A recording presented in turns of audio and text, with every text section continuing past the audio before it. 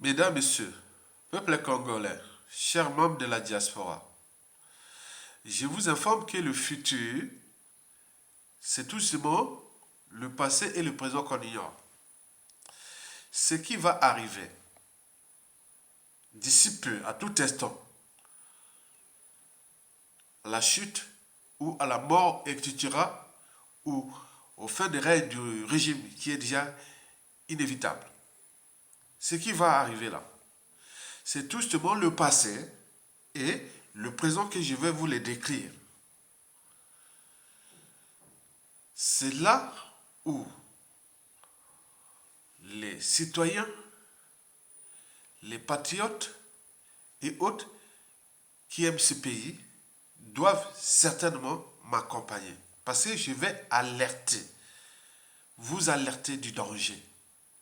L'enjeu de cette vidéo est de vous alerter du danger au regard de l'historique et de la réalité. C'est-à-dire des informations que je dispose à travers mes réseaux du pays. Et donc, vous allez m'accompagner. Vous savez, moi, historiquement, pour ceux et celles qui ont au moins un cerveau, certains, après le coup d'État, se questionnaient, oh, Ayatollah, tu es encore ici en France, mais pourquoi tu n'es pas allé au pays? Mais parce que pour aller dans un pays, il faudra connaître la nature du régime et les officines et les donneurs d'ordre et autres. Surtout nous en Afrique, lorsqu'on a un cerveau, si on va là-bas, on rentre comme ça, donc comme on rentre dans un moulin, tu peux aller perdre ta vie facilement. Parce que Sassou Nguesso, je le connais, Sassou Nguesso. Je l'ai rencontré, pas rencontré, bon, ou été face à lui, 4 fois. 4 fois, je vous les rappelle, 4 fois. La première fois, c'était en 1989.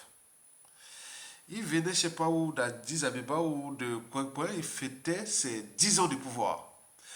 Il descendait de l'aéroport qui passe de Mayamaya jusqu'au rond-point du centre culturel français.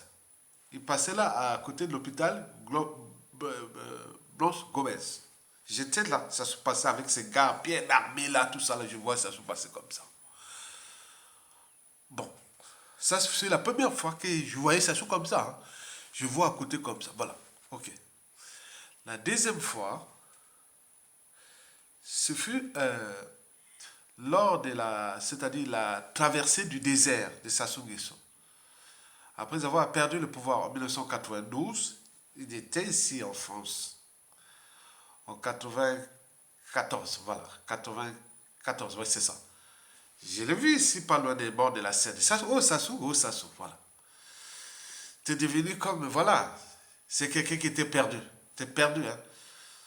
T'es perdu. Donc, je vous l'ai dit que s'il n'y avait pas les transfuges du PCT qui étaient rentrés dans le pouvoir à l'Elusouba pour jouer de l'argent double pour le compte de Sassou Nguesso, parce que l'enjeu c'était aller au mangeoire. Et le deuxième euh, succès de Sassou Nguesso pour refaire son coup d'État, ce fut tout justement les, sa défaite fille, Edith Bongo. Donc il en a aidé beaucoup de choses.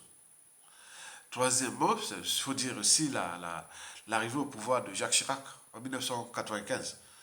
Et donc voilà quelques piliers, mais il faut ajouter aussi les erreurs du professeur Pascal Lissouba. Hein, parce que, point de vue stratégique, eh ben, il a manqué un peu de stratégie. Il avait certes l'intérêt du pays, mais autour de lui, il y avait des gens qui n'avaient pas ce qu'on appelle le tchatch de la stratégie. Il savait bien qu'il y a la France d'Afrique, il savait bien qu'il y a le passé de 1980, 1960 jusqu'à 1989, 90, 91, voilà. Donc il y avait ça. Donc comment rentrer dans ce milieu-là comme on a un pouvoir, comme si c'est voilà, c'est tout facile, quoi. Maintenant c'est à nous, voilà. Non, on est en milieu hostile. Il devait en tenir compte là, la stratégie. qu'on vous a parlé de la création des milices, de créer la garde présidentielle, elle a créé garde républicaine, il a fait la garde présidentielle, on a beaucoup de choses comme ça. Et surtout ses accords avec surtout ce qui concernait le pétrole. C'est pas facile. J'ai discuté plusieurs fois avec le ministre du pétrole de l'époque, mon patriote Benoît Koukibene, on a discuté, il dit que c'était dur. Ben oui, il m'a bien expliqué ça, il y a des choses que je ne peux pas vous dire. Mais vous voyez déjà ça, c'est que, bon, on gère une colonie. Une colonie est faite pour être exploitée. Mais si vous venez pour aller dire non, non, on ne veut plus être exploité, alors, bon, les autres ici, attends, c'est pas possible.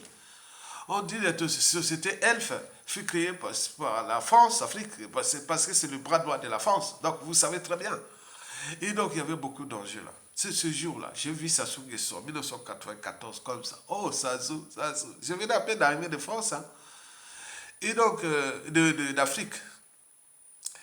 Et la troisième fois, ce fut en 1996. En 1996,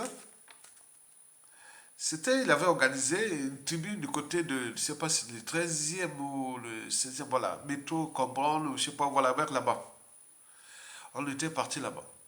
Et comme j'étais bien informé, j'ai dit, il y aura coup d'État. Il y aura coup d'État.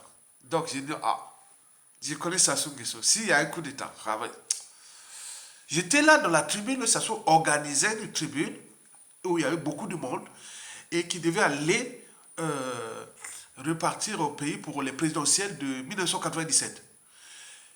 C'est-à-dire, il était... Attends, c'est stratégique. Hein. D'un côté, passe la loi politique, mais il y avait déjà la base militaire qui se préparait. Et tout était déjà préparé militairement.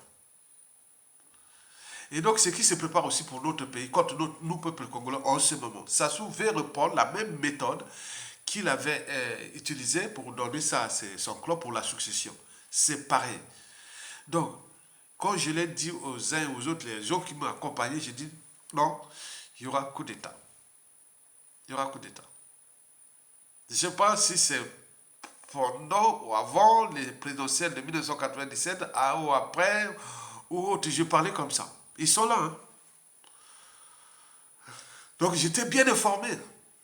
Trop bien informé du coup d'État. Et donc ça, c'était comme ça. Comme je vous le dis, des choses que je retiens, je reçois, donc on reste pas, parce qu'il y a la sécurité des uns et des autres, il y a des stratégies, on ne peut pas tout divulguer comme ça. La quatrième fois que je l'ai vu, c'était en 2003, lors du sommet France-Afrique, au Brixton. J'étais parti là-bas, amené par un ami. Ce jour-là, je vois Sassou Nguesso arrive comme ça, il salue tout le monde, je ne l'avais pas salué, mais ça pillait parce qu'il avait fait les sous de sorcellerie, soit disant de sorcellerie. L'hôtel pillait les trucs là. Oh putain, je suis sorti dehors parce que... Bon, là, il recevait Yobi Opango.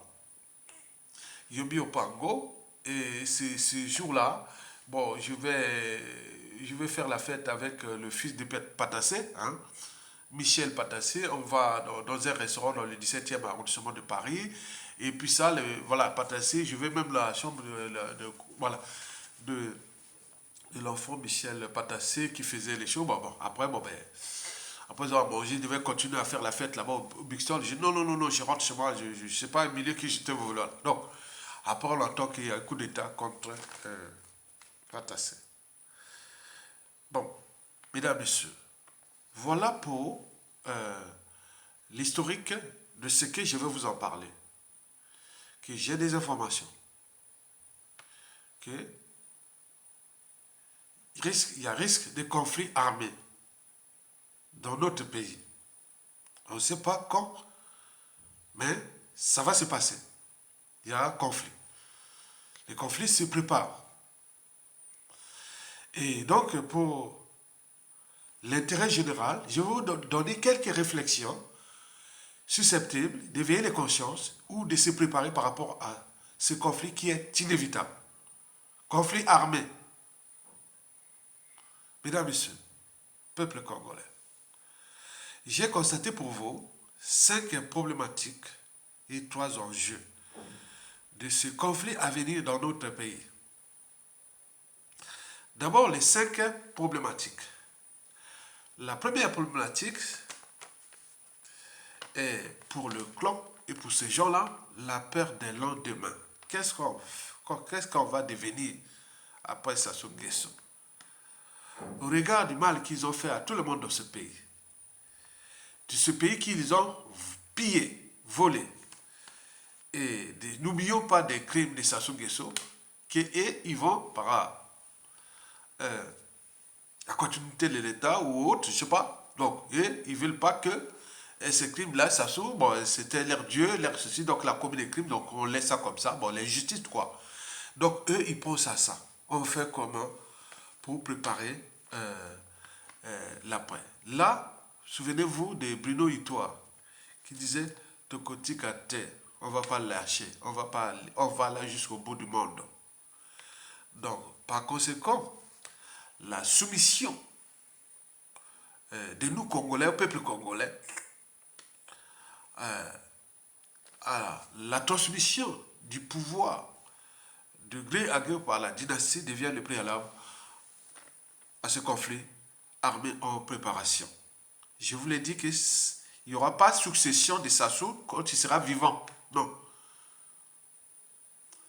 Succession de Sassou risque où il y a un coup d'état de palais ou autre coup d'état ou une situation où la mort. Sassou ne laissera pas ce pouvoir ni à un membre du clan ni à qui que ce soit dans ce pays. Il sait bien qu'avec les crimes qu'il a commis dans ce pays, s'il quitte le pouvoir, c'est un homme mort.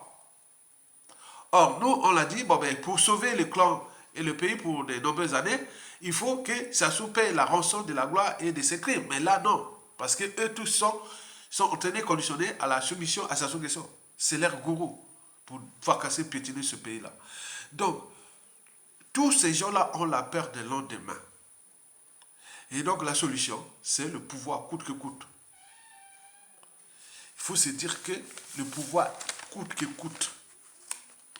Et donc, vous devez en tenir compte de cette problématique de la peur des lendemains. Parce que les couteaux sont tirés. Imaginez-vous, on est en train de détruire un pays. Piétiner tout un peuple.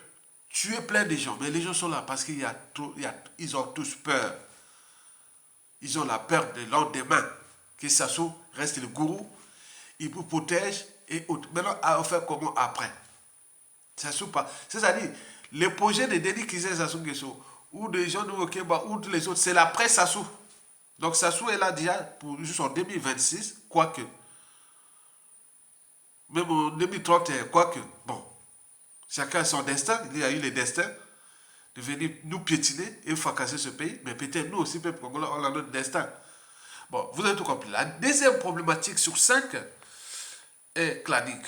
Vous le savez que le clan est divisé en plusieurs écuries. Les plus visibles, parmi ces écuries les plus visibles, c'est déjà de Jean Domingo Kemba, qui compte sur une faction des armées, avec ses généraux qu'il a dit, j'ai des hommes. Il a ses hommes. Mais n'oublions pas Denis Kizé Sassou Nguesso, lui qui compte sur les mercenaires, Rwandais, Libanais, tout le monde entier, venez, tous ceux qui veulent vraiment m'accompagner, demain avoir des fonctions, des postes, des responsabilités, des affaires, faire des affaires, il y a du bois, il y a des minéraux, il y a le pétrole, il y a tout, venez là, venez m'aider. Donc ils sont là, ils s'entraînent. La branche politique et la branche militaire, ils sont là, on s'entraîne. Donc cette problématique clanique est très importante à prendre parce que chaque camp se prépare à la succession. De ce fait, le risque qu'ils puissent se fracasser ou se bouffer entre eux est très élevé. Ils vont se bouffer entre eux. Ils vont se fracasser entre eux. Quand vous voyez les affaires Raoul Ominga, vous regardez les affaires Lydia Jacqueline Mikolo, vous voyez les affaires des peuples, c'est entre eux, c'est boire les boules pillantes entre eux déjà. C'est commence déjà là, par les boules pillantes entre eux. Et donc là, il faut en tenir qu'il y a une guerre secrète qui se passe dans le clan déjà. La situation de Jean-François Dengue, on ne le sait pas, parce que si on perd Jean-François Dengue, c'est Jean-Domingo Kemba qui perd un allié, qui sait Sassou Nguesso, lui, c'est lui qui gagne. Donc, il peut prendre le contrôle de la police. Donc, l'enjeu de Denis Kissé Sassou Nguesso, c'est de prendre le contrôle de la police. Donc, il a déjà son élément qui est déjà adjoint de haut haute de Jean-François Deguet. Mais du côté des armées, on a failli faire un hold-up voilà, pour placer un allié de Denis Kissé Sassou Nguesso ou de Jean de Okemba. Ça a raté. Nous, on a fait du bruit. Au corps est encore maintenu parce qu'on a fait du bruit. Donc, il faut savoir que c'est ce qui se passe techniquement. Il y a des choses qu'on ne peut pas vous dire. Parce qu'on a des éléments là-bas dans l'armée. Voilà. Mesdames et messieurs, peuple congolais, chers membres de la diaspora. La troisième problématique est militaire, bien entendu. Là, les informations dont je dispose, bon, il ne faut pas tout dire, mais je pense qu'aujourd'hui, il y a trois factions dans les armées à ce moment. Trois factions dans les armées. La première faction, c'est celle qui est liée à les obédiences formationniques. Donc, contre Sassou Nguesso et Jean de Okemba. Donc là, c'est autre. Donc, je vais parler en détail sur ça. La deuxième faction est géopolitique. On dit, bon, ben, Sassou Nguesso dégage, bien entendu, mais il faut un ordre. Parce qu'avec le mal qu'on a fait là, et surtout en référence de ce qui s'est passé en 1992-97, donc on ne veut pas. Donc les gens là sont conditionnés, entraînés, ils sont comme ça. Il ne faut pas chercher même midi à 14 heures. Donc là-bas, au niveau géopolitique, oui, Sassou peut partir, mais on ne va pas laisser ce pouvoir-là à un sudiste. Non, ça va être chaud. Donc ils pensent déjà comme ça. Et la troisième faction, ce sont des patriotes. Les patriotes sont minoritaires. Ils sont du nord au sud, de l'est à l'ouest. Ils disent que tous ces gens-là doivent être dégagés. Tous les clans là, les gens là qui soient du nord au sud, de l'est à l'ouest, dignitaires là, il y a des patriotes. Et ces patriotes sont du nord, du sud, de l'est à l'ouest. Mais ils sont minoritaires. Donc voilà, c'est les factions d'il y a de l'armée. Il y a la faction des obédiences et autres qui sont sous ordre au Kemba ou Denis Sassou Nguesso. La faction géopolitique où là, tout sauf le pouvoir transmettre le pouvoir immédiatement au sud. Non, on a fait trop de mal dans le sud avec ça. Il faut en tenir compte de ça. La troisième faction, ce sont des patriotes qui ne tiennent pas compte, qui tiennent compte ni des obédiences, ni de la géopolitique. Ce sont des patriotes, mais ils sont minoritaires du nord au sud, de l'est à l'ouest. Donc, cette complexité de la situation ou de cette problématique porte à examiner déjà les risques qui peuvent arriver au risque de, par exemple, d'une crise d'État. Donc, s'il y a une crise d'État qui peut arriver à tout instant, hein, comme on en a vu au Soudan, comme on en a vu au Sri Lanka, comme on en a vu partout, les crises d'État. Hein. Là, les risques détonateurs, on ne sait pas où est-ce que ça va se passer. Déjà là. Déjà, il faut en tenir compte de ça. Mesdames, Messieurs, peuple congolais, chers membres de la diaspora, la quatrième et avant-dernière problématique est politique. Ben oui.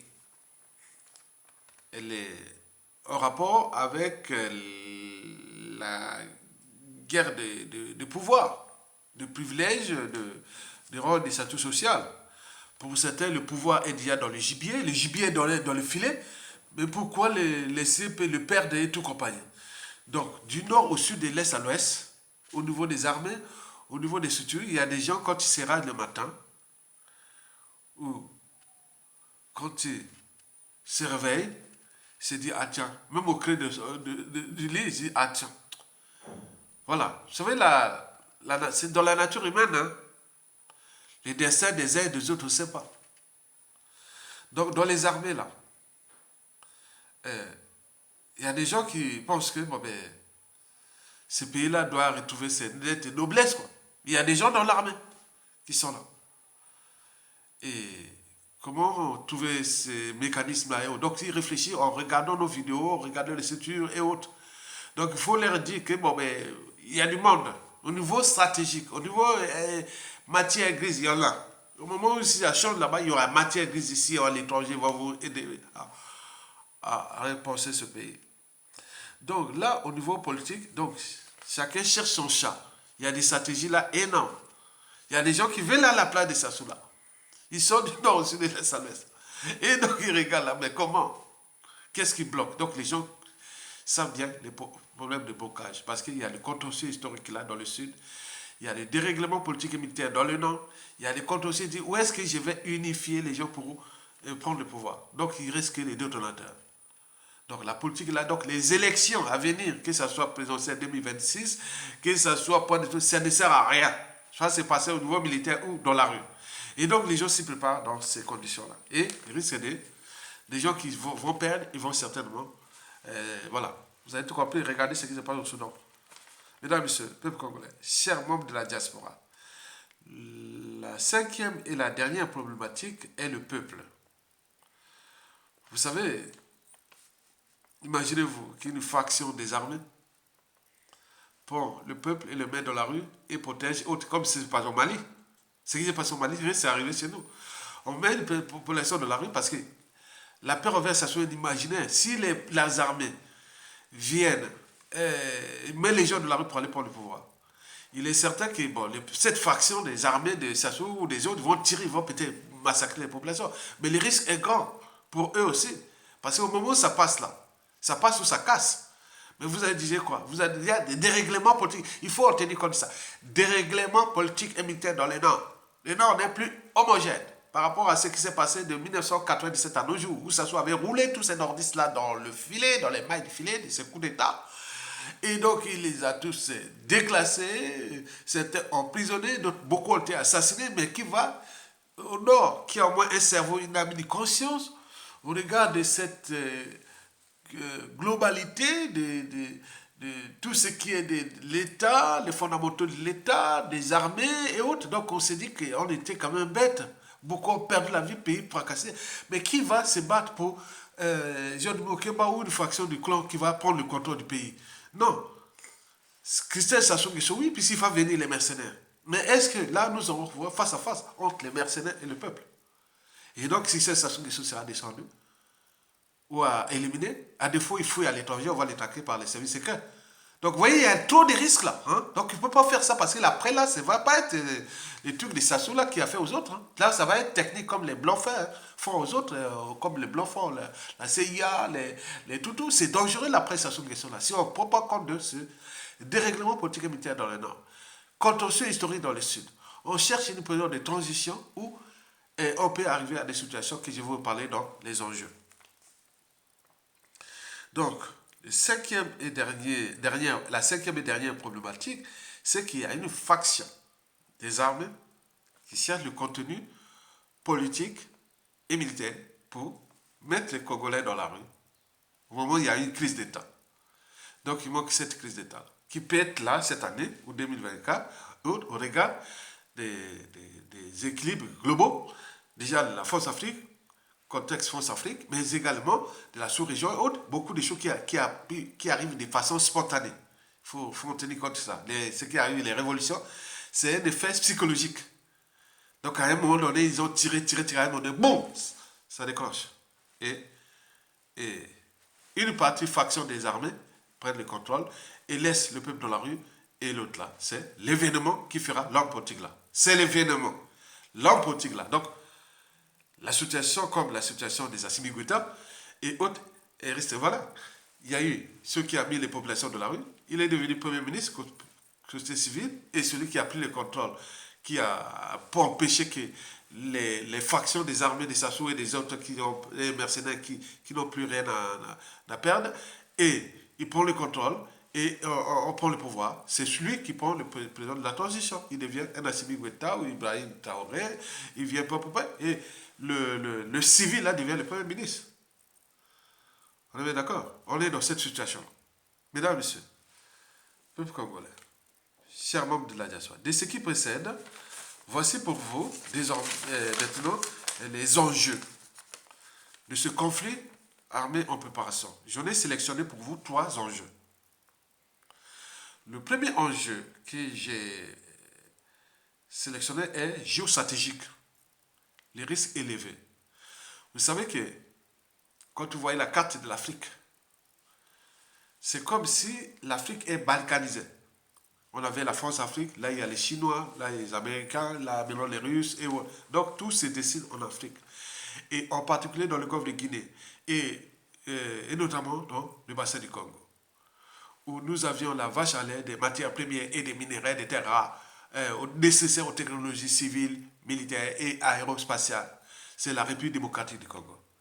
Donc, le Congo-Brazzaville stable, c'est pas bon pour les affaires de géostratégiques en RDC. Donc, il faut que le Congo-Brazzaville soit bas. Et l'Angola, bon, ils ont eu l'historique déjà, les ophones, et beaucoup de choses comme ça qui sont déjà là. Il y a eu, voilà, ils ont passé par les guerres, ils sont entraînés, ils sont conditionnés, ils savent bien se défendre. Mais nous, là, voilà, donc les enjeux sont là. Donc nous avions les Chinois, les Américains, les Russes, et tout ça, ils ont leurs éléments militaires là dans notre pays. Ils ont leurs officiers là dans notre pays.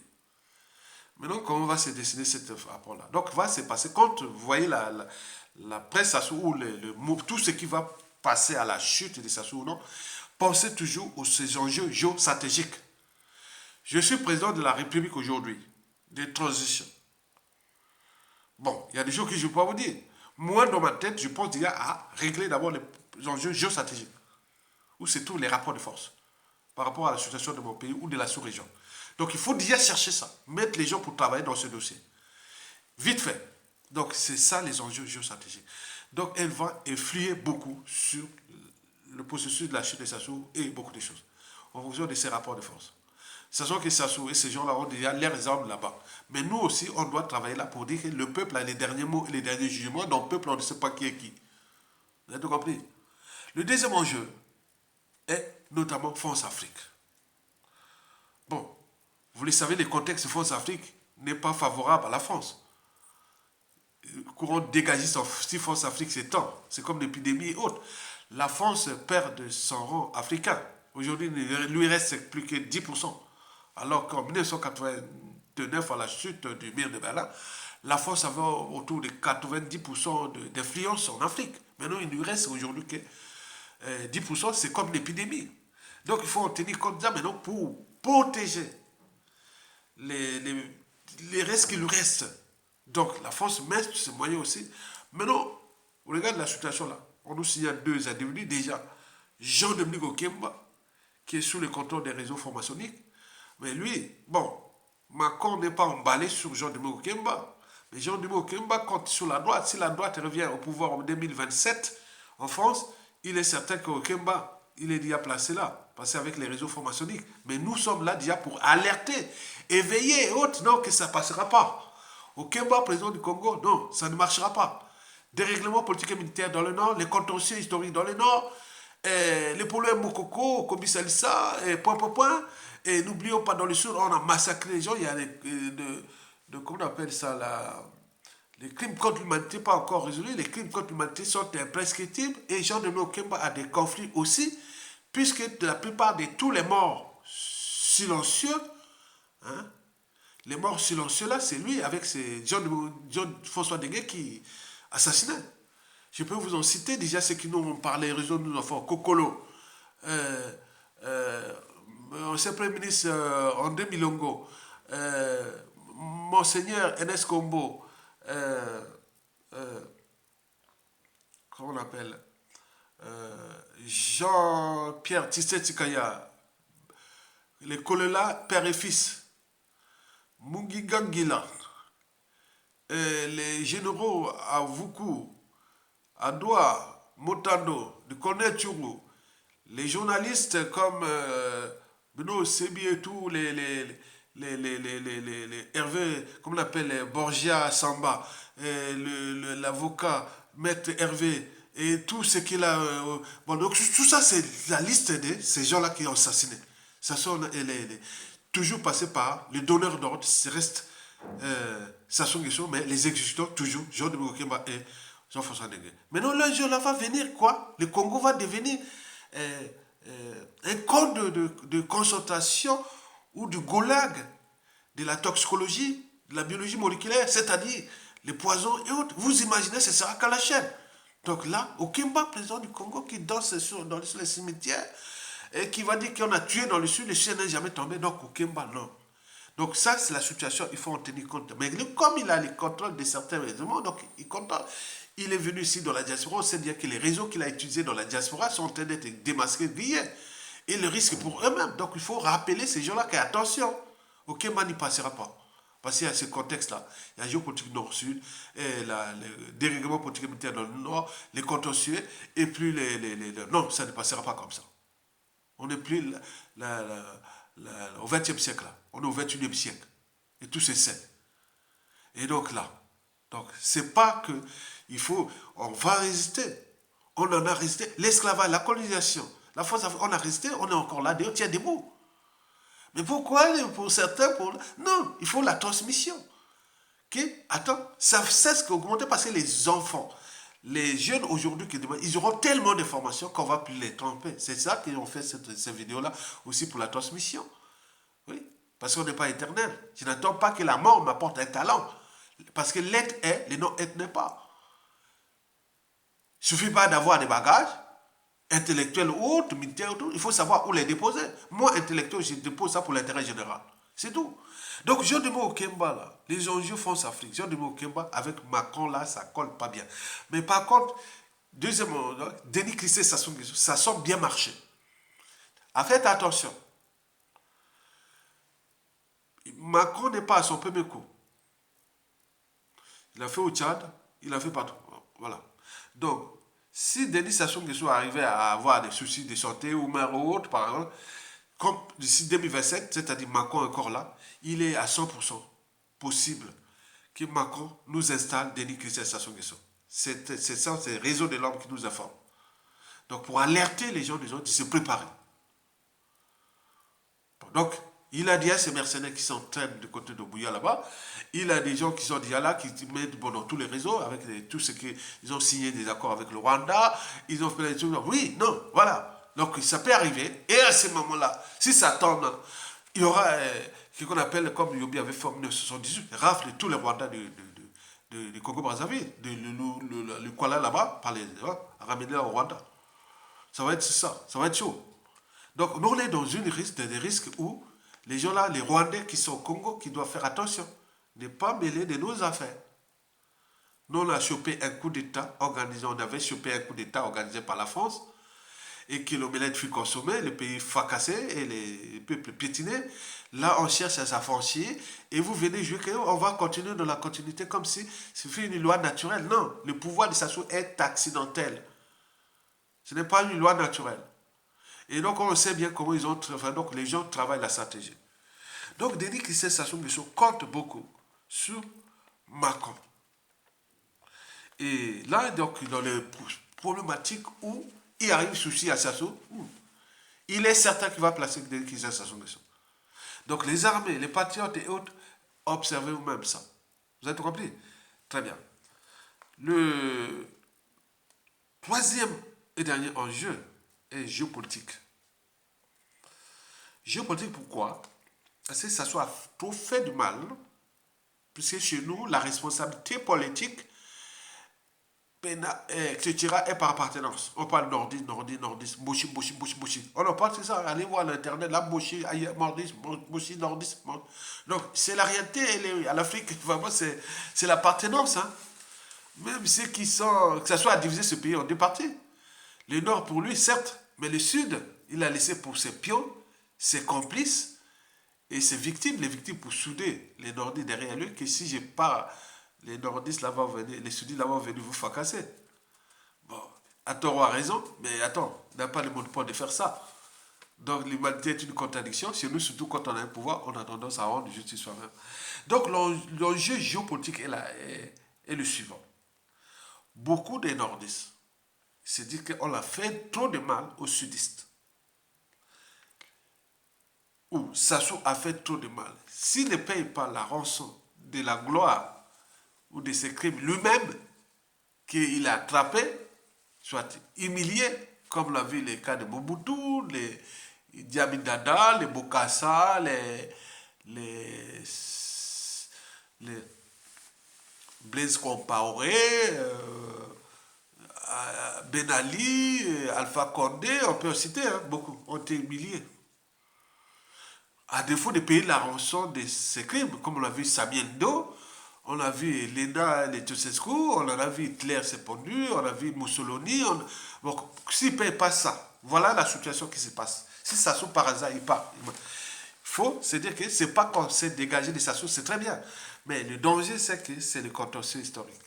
Donc, il y a des gens au niveau du Nord qui, à la chute de Sassou, qui ce soit X soucis, il faut un nordiste qui va gérer d'abord cette transition avec les sudistes pour trouver des consensus pour avancer, responsabiliser les uns des autres, voilà, pas de manière revanchard ou autre. Parce que si ça change comme ça, risque de tension est élevé. Au niveau militaire, ça risque de fracasser, de faire encore beaucoup de choses de dégâts.